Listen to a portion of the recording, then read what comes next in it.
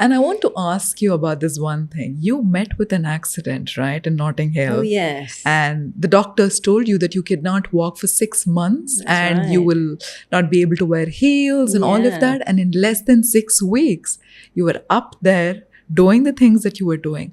What did you actually do and what did you actually tell yourself to heal your body? Well, most people are not born optimists, but I learned to become an optimist. I learned to say, look, this is great. This is going to work out. I go on stage a lot. You have to learn, this is amazing. This is fantastic. I learned to be an optimist. And of course, what happens is it starts being what you do. It becomes who you are. So when I got run over, and I was in a pedestrianised street that cars aren't allowed to come down, a Christmas market, I got run over by one of the traders. And in the ambulance, I was sure they'd put my leg in the cast and send me home. But then they went, oh, no, you have 16 fractures. This is like terrible. You won't be able to walk for 6 months. And they began to tell me more stuff. You're probably going to always have a limp. One leg will be short and never wear heels again. And I understood very quickly, it's my doctor's job to fix my leg, but it's my job to fix my thoughts. Wow. So once they said, the skin on your leg is dying and have to have a skin graft. So I thought, okay, I know what quantum physics is. I began to command the skin on my leg to heal. And if you ever want to do this, use military style language. I command, I compel, I code, I condition the skin on my leg to grow back now. You can't do that wishy-washy, oh, I hope it's okay. And you have to command it because the cells in your body and listen to every thought you think. So I commanded my skin to grow back. And when I went down for that skin graft, they didn't have to do it, which was wonderful. And I understood that every thought you think, your body makes real. Okay. If I think of something sad, will my eyes fill up with tears?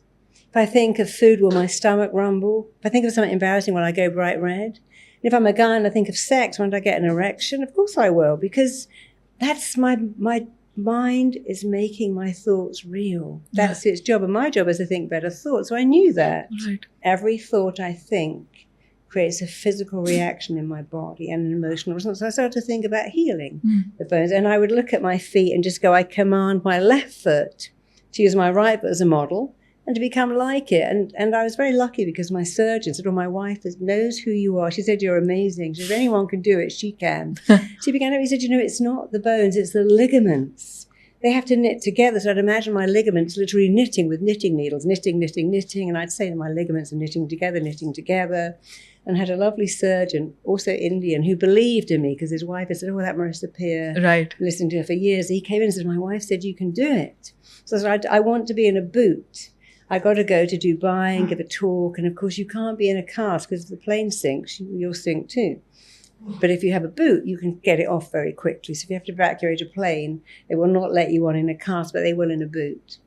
So I was determined to get in that boot within 6 weeks. And first he said, no. But then he said, my wife said, yes.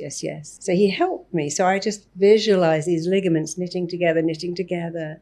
And every day I'd command my left foot to be like my right, the bones to heal fast. And he said, in 6 weeks, you're going to stand on this x-ray machine and the ligaments are going to fall apart or knit together. And whatever happened, you're going to be back in the cast or in that boot. So I knew what to expect. So I'm going to be on that x-ray plate and then knitted together. And I would see it and state it and believe it and hear him saying, wow. And of course, when I went in, that's exactly what happens on the x-ray. They went, oh yes, they're all knitted together. You can have the boot. So now I could move. Not perfectly, but I could get around. I could have a frame.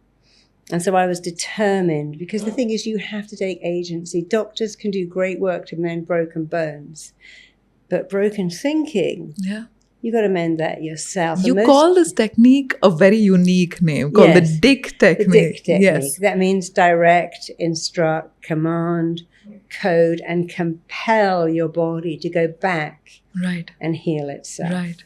Because the body knows how to heal. If I scratch my arm, it'll make a scab, a fibre, and it will get hot to kill off an infection. The body is very good at healing. Think of a broken bone knitting together. Okay. Think of torn ligaments repairing. Think of an embryo attaching into your womb like Velcro and growing on target. Right. Think of your immune system but think of your metabolic rate as perfect. Right.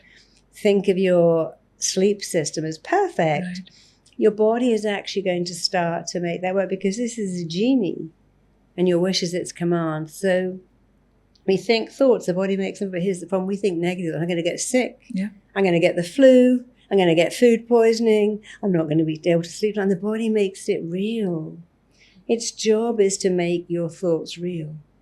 It can't choose. You're the one that gets to choose. You have the power to go, wow, my body must react to my thoughts. Right. It doesn't have a choice, but I do. Right.